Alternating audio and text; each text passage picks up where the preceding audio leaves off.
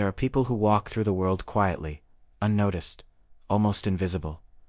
They blend into rooms without effort. They speak softly, if at all. They rarely draw attention to themselves. But what no one realizes is that inside that quiet exterior lives a universe. A world richer, louder, and more intense than anything happening around them. Their inner world is so alive that it feels like a movie only they can see. They are the main character in a story that plays entirely inside their mind. Yet somehow, the outside world never gets to meet the real version of them. It is a strange kind of existence, to feel like the protagonist internally, yet like a background character in real life. This script is for the people who feel this tension every day. The ones who think bigger, feel deeper, and imagine stronger than they ever show. The ones who rehearse conversations, build alternate realities, and watch life unfold as if they are both the actor and the narrator. The ones who live more fully in their thoughts than in their surroundings. The ones whose inner world is vast, but whose outer self is quiet and carefully controlled. It usually starts early. Maybe you were the child who drifted off into daydreams. You would stare at objects longer than necessary, not because you were distracted, but because you were creating entire stories around them. Maybe you narrated your life internally, like a film. Maybe you imagined dramatic scenes or emotional monologues, not for attention, but because they felt truer than anything you could say out loud. You lived inside your head because the external world felt too shallow, too noisy, too unpredictable. So you built your own world. A safer one? A richer one? A world where your thoughts were allowed to take up space. But as you grew older, the world wanted something different from you. It wanted simplicity. It wanted clarity. It wanted you to speak directly, to act confidently, to express yourself openly. Yet every time you tried to show your real intensity, something felt wrong. You either made people uncomfortable, or you were misunderstood. You sensed that your depth was too much, too complicated, too heavy for most people.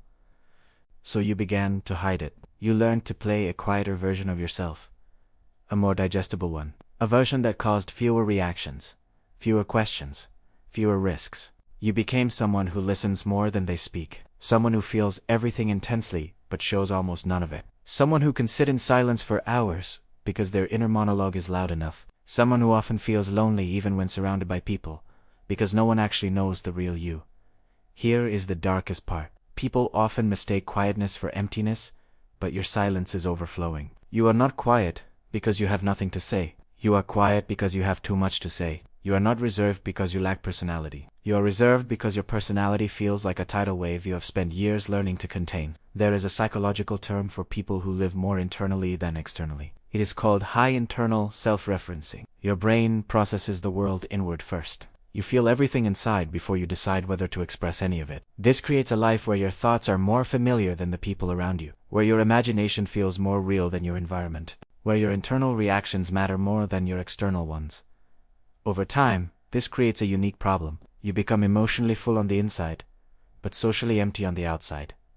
You know yourself in ways no one else ever has. You have conversations in your head that you never voice. You rehearse honesty you never share. You feel the potential for connection, but you do not act on it. You want someone to see you, but you do not let them. And slowly, a quiet resentment begins to grow. Not toward others, but toward yourself. For staying hidden, for playing small, for living in a world that only you can access. There is a specific kind of loneliness that comes with having a huge inner world.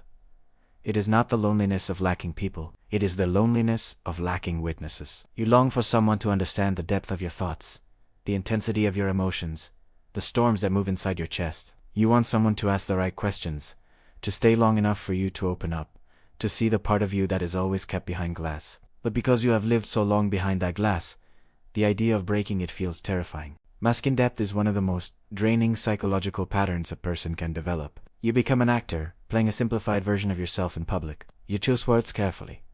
You hide your imagination. You tame your reactions. You speak softly so you do not overwhelm anyone. You show interest in others but rarely reveal your own passions. You think things you would never dare to say. You feel emotions you pretend not to have. You live as two people, the one you are and the one you present. And here is where the dark psychology emerges. When you spend years performing a smaller version of yourself, you begin to believe that your real self might actually be unlovable. You fear your intensity. You fear your imagination.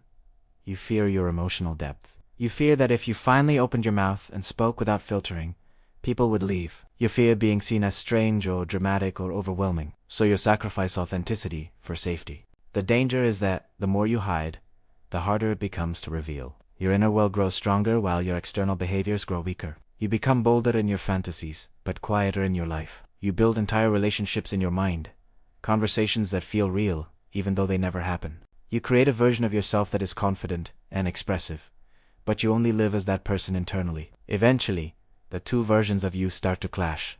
You feel restless. You feel misunderstood even by people who care. You feel trapped behind your own silence. You start wishing someone would force their way into your inner world, even though you would still hesitate to open the door. You yearn to reveal yourself, but you also feel terrified of the exposure that requires. It is a constant, emotional tug-of-war.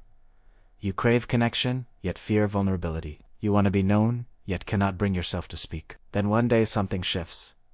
Maybe someone misunderstands you deeply. Maybe someone calls you quiet and you realize that is not who you are. Maybe a relationship falls apart because the other person never truly knew you, and you feel a pang of jealousy. Maybe you hear someone else speak openly, and you feel a pang of jealousy. Maybe you simply wake up and realize that your inner world has become too big to keep locked up. This is the breaking point. The moment when hiding becomes more painful than being seen. The moment when your internal universe feels like a room with no air. The moment when you finally understand that you cannot be the main character of your life if you refuse to step onto the stage. But revealing your inner self is not one dramatic act. It is a slow, careful process. It begins with tiny choices. You share one honest thought. You admit one fear. You express one small preference. You let yourself be seen in ways that feel safe but meaningful. You allow silence to break. You show a glimpse of the depth you usually hide. You start bridging the gap between the person in your head and the person you show the world. And something surprising happens. The world does not collapse. The people who are meant for you do not run. The ones who resonate with your depth lean in closer. They feel your authenticity, and they mirror it. They respond to your real thoughts, instead of your filtered ones. You realize that your inner world is not a burden. It is a gift, and the right people will want to experience it. But the transformation does not happen all at once. You still slip back into old habits. You still hide parts of yourself when you feel unsure. You still mask when you feel exposed. You still retreat into your mind when the world becomes overwhelming. 'Tis is normal. You spent years learning to be invisible. It will take time to learn how to be seen. The key is to understand that your depth is not the problem. Your silence is. Your imagination is not too much. Your fear is. Your emotional intensity is not overwhelming. Your self-protection is. When you stop assuming that your inner world is too complicated for others, you start giving people a chance to meet you where you truly are. There is a truth you need to hear. You are not hard to understand. You have just been hiding the parts that would allow people to understand you. You are not invisible. You have just become skilled at staying in the shadows. You are not misunderstood. You have simply never spoken in the language of your real self. People with huge inner worlds often believe that no one could possibly understand them. But the real issue is that no one has been given the opportunity. You built walls to protect yourself, and now those walls feel like they are keeping you locked inside. But walls can be lowered.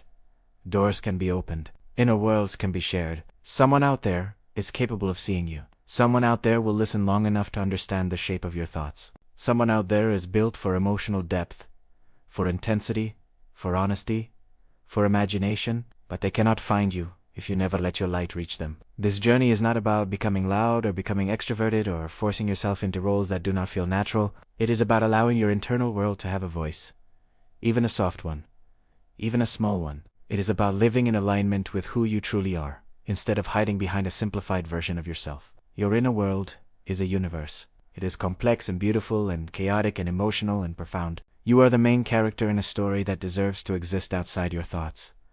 Let people see the real plot. Let them hear the real dialogue.